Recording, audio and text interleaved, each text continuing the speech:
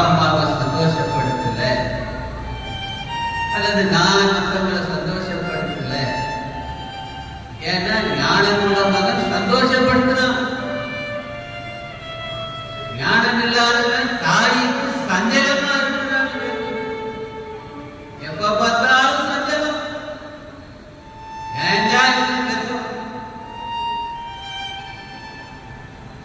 ஆனா ஞானம் உள்ள மகனாக நீ இருக்க விரும்பினா நீ செய்ய வேண்டியது என்ன?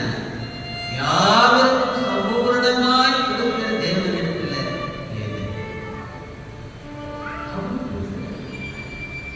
அப்படி சந்தோஷப்படாதுங்க. அடுத்த வசனம் பாருங்க.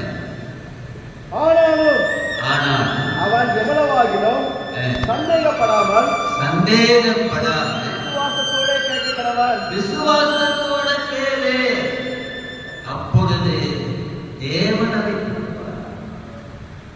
விசுவாசம் தான். விசுவாசத்தினால உண்டாகுது சந்தோஷம், விசுவாசத்தினால உண்டாகுது ஞானம், விசுவாசத்தினால உண்டாகுது மேன்மை.